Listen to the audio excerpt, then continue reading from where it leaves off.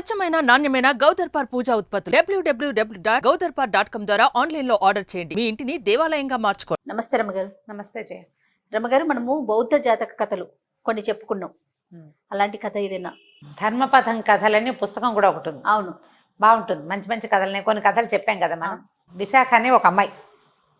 ఆ అమ్మాయి చాలా బుద్ధిమంతురాలు. ఆమె యొక్క కథ చాలా ఇంట్రెస్టింగ్గా ఉంటుంది.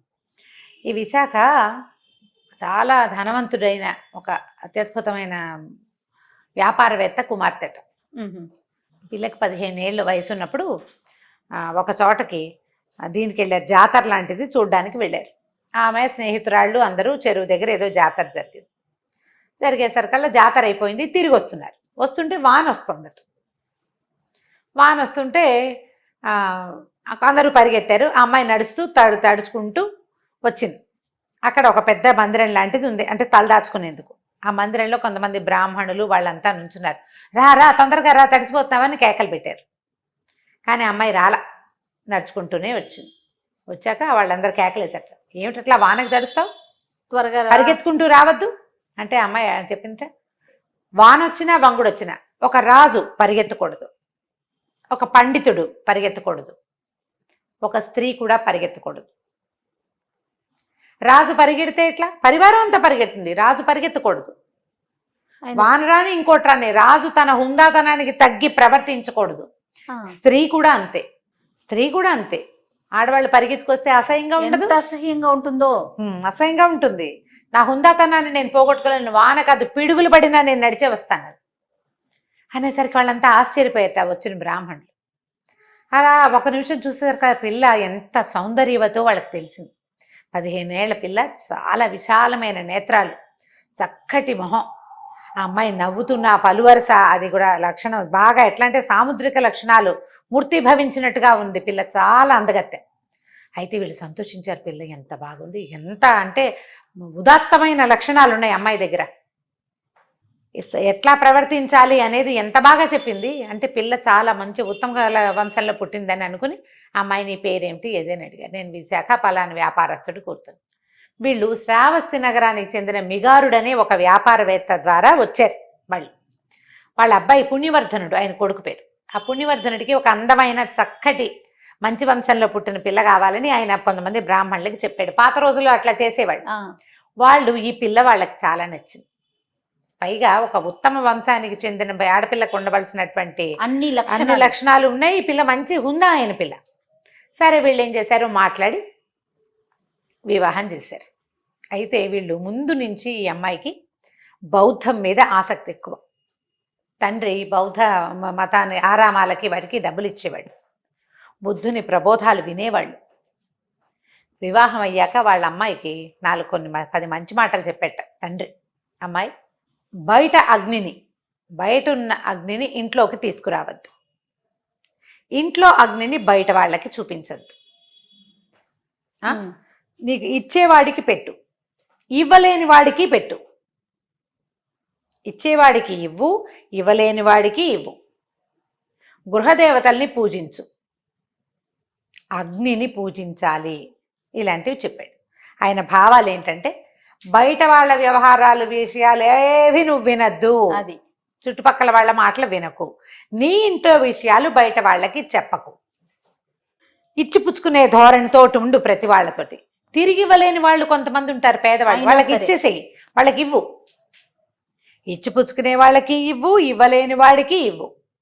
గృహదేవతల్ని పూజించు, అంటే నీ అత్త మామే నీ గృహదేవతలు, వాళ్ళని పూజించు. అగ్నిని పూజించు, అగ్ని అంటే నీ భర్త, నీ కాపురం, దాన్ని జాగ్రత్తగా చూసుకో. అగ్నిని పూజించడం అంటే చల్లారబెట్టడం కాదు, ప్రజ్వలింపజేయటం, అంతే కదా. దాన్ని అలా ఉండాలి. మళ్ళీ ఎక్కువ ప్రజ్వలింపజేస్తే అంటుకుంటుంది, అందుకని సమానంగా ఉంచాలి. అట్లా ఉంచమని మంచి మాటలు చెప్పాడు. తర్వాత నోరు పారేసుకోకూడదు, సహనంగా ఉండాలి, మంచిగా మాట్లాడాలని నేర్పించాడు, చెప్పి పంపించాడు. అంటే చాలా గొప్పవాడు ఆయన. ఈ బుద్ధిజంని ఫాలో అయ్యే పద్ధతులు ఉన్నాయి ఆయనకి. సరే వెళ్ళింది, చక్కగా ఇంట్లో అంతా బాగుంది. ఆ అమ్మాయి నాన్న చెప్పిన 10 మంచి మాటల్ని పాటిస్తూ కాపురం చేసుకునేది ముచ్చటగా. అయితే ఏమైంది, ఒకనాడు ఆయన బయటకు వచ్చి తూగుటుయ్యాల మీద బంగార పళ్ళెంలో చక్కగా పాయసం పోసుకుని తింటున్నట్టు మావగారు పాయసం పెట్టుకుని తింటున్నాడు. ఈ అమ్మాయి పక్కన నిలబడి విసిన కర్ర పెట్టి విసురుతోంది. విసురుతుంటే బౌద్ధ భిక్షువులు కొంతమంది వచ్చారు. ఈ బుద్ధిజం కాకుండా జైనిజము అలా ఇంకా ఏవో కొన్ని ఇజంలు ఆ కాలంలో ఉండేవి. ఈయనకి బుద్ధిస్టులు అంటే ఇష్టం లేదు. మామగారికి ఆహా, ఈ అమ్మాయి బుద్ధిజం వినేది కానీ ఆ బౌద్ధపు ఆడవాళ్ళు ఏమి వాళ్ళ ఇళ్లలో లేవు. వాళ్ళు అవి వింటారు మంచి మాటలు అంతే. అయితే ఈ వచ్చిన బౌద్ధ భిక్షువులు దానం కోసం వచ్చారు. భిక్షకు వస్తారు కదా భిక్షువులు. వచ్చేసరికల్లా ఈ పిల్ల విసినకర పెట్టి విసురుతూ ఏమందంటే మా మామగారు 3 రోజుల నాటి చద్దన్నం తింటున్నాడు, చద్ది పాసిపోయిన అన్నం తింటున్నాడు, ఆయనకే లేదు నీకేం పెడతాడు భిక్షు అంది. ఈయన ముందు బౌద్ధ భిక్షుని లేదు వెళ్ళండి అన్నాడు. వెంటనే అమ్మాయి ఈ మాటను, ఈయనే పాసిపోయిన అన్నం తింటున్నాడు, ఇంకా నీకేం పెడతాడని సరికి ఆయన ఒళ్ళు మండిపోయింది.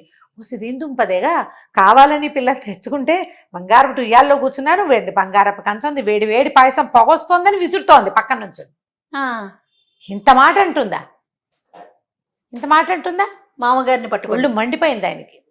వాళ్ళు వెళ్ళటం ఏమిటి రైమని లేచాడు ఈయన. ఎంత పొగరు నీకు, ఇట్లా మాట్లాడతావా?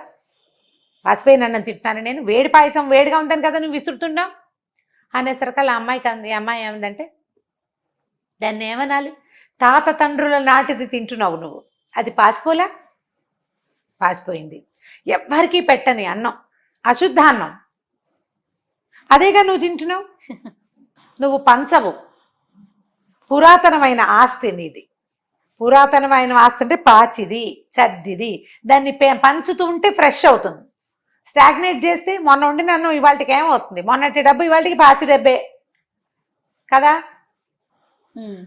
దాన్ని అదే కదా అనాలి. ఎవ్వరికీ పంచని అన్నము ఏం గొప్ప, అది పాచిది కాదు. సిగ్గుపడ్డాడు ఆయన. నిజం ఆ మాట.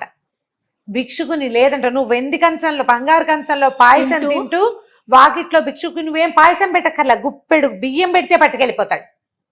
అది కూడా పెట్టవా నువ్వు? దాన్ని ఏమనాలి? బాగా చెప్పింది, ఎంత బాగా చెప్పింది చూడు.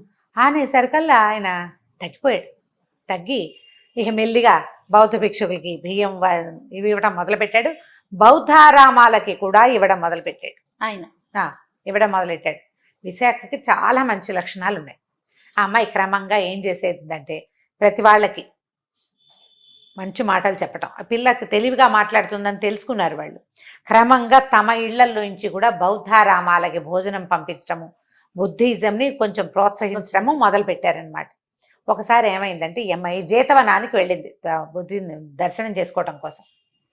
అయితే బౌద్ధ దర్శనానికి వెళ్ళేటప్పుడు ఏమైందంటే వాళ్ళ తండ్రి ఇచ్చినటువంటి చాలా ఖరీదైన వస్త్రాన్ని ధరించిందట. ఓ 1,00,000 రూపాయల పట్టుచీర అనుకో, పూర్తి బంగారంతో నేసినటువంటి ఒక వస్త్రాన్ని ధరించింది.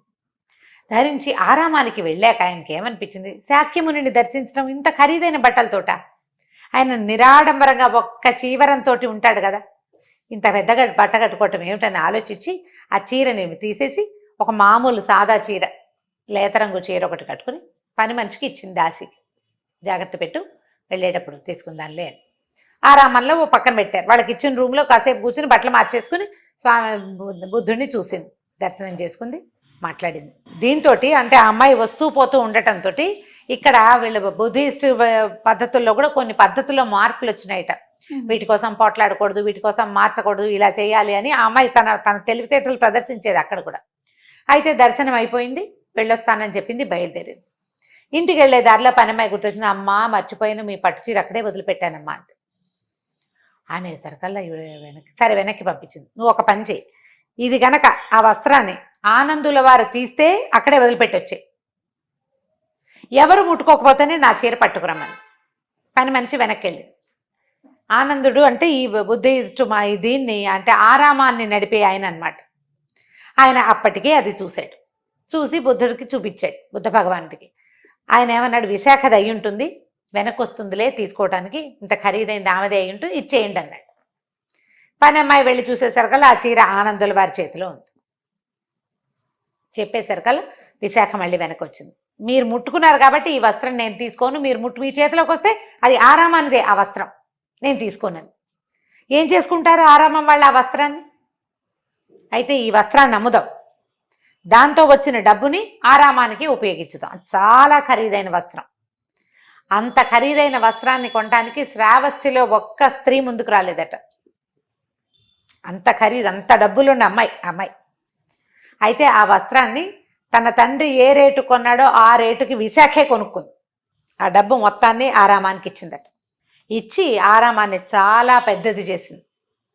అయితే ఇలా ఆరామానికి ఇంత దానం చేసింది విశాఖ అని అందరూ వేణేళ్ళు పొగుడుతుంటే, ఇందులో సగం పుణ్యాన్ని నా పని మనిషికి ధారాదత్తం చేస్తున్నానని చెప్పింది. పని అమ్మాయి కనుక అక్కడ మర్చిపోకపోతే ఈ పేరు వచ్చేది కాదు నాకు, నేను ఈ ఆలోచన చేసేదాన్ని కాదు. కాబట్టి ఏ పని మనిషి అయితే ఆ వస్త్రాన్ని అక్కడ మర్చిపోయిందో ఆమెకి ఆ పుణ్యంలో సగభాగాన్ని ఇచ్చిందట విశాఖ.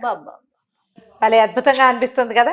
అక్కడి నుంచి ఏం చేసింది, ఇదే కాకుండా శ్రావస్తి నగరం నుంచి తన ఇంటికి పుట్టింటికి వెళ్లే దారిలో ఉన్న అడవిలో కూడా ఒక బౌద్ధారామాన్ని కట్టించింది. అక్కడ పూర్తిగా విశాఖవే పద్ధతులు. ఆహారాన్ని వృధా చేయకూడదు, భిక్ష ఈ రోజుకి సరిపడా వస్తే ఇక మళ్ళీ వెళ్ళకూడదు, భిక్షుకుల వస్త్రాలు పద్ధతి వాళ్ళు చేసేవి అన్నిట్లలో కూడా అంతకు ముందుండే పాతకాలపు ధోరణి కాకుండా చక్కటి పద్ధతులతోటి ఏర్పరిచిందట.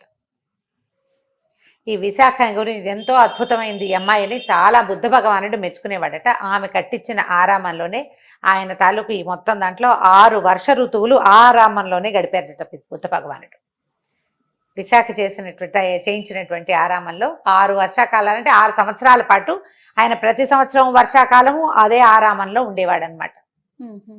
ఆవిడ శ్రావస్తి నగరంలో చాటించి, వర్షాకాలంలో భిక్షువులు భోజనానికి బయటికి రాలేరు కాబట్టి వానలు కదా, అవునవును, గొడుగు పుచ్చుకుని రావాల్సి వస్తారు, మధ్యలో పడిపోయేవారు, ప్రమాదాలు జరిగేవి. అందుకని ప్రతి ఇంటి వాళ్ళు రోజుకొకళ్ళు భోజనం పంపించాలని ఏర్పరిచి పెట్టిందట.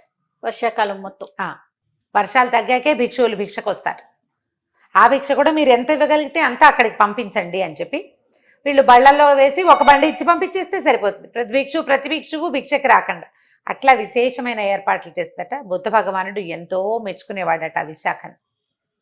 విశాఖ కథ ఈ ధర్మపదం కథల్లో ఒకటి చెప్తారనమాట. ఆ అమ్మాయికి ఇలాంటిది ఎట్లా వచ్చింది, తండ్రి నేర్పాడు కొంత, తండ్రి నేర్పిన మాటలని చాలా మటుకు ఆ అమ్మాయి పాటించింది.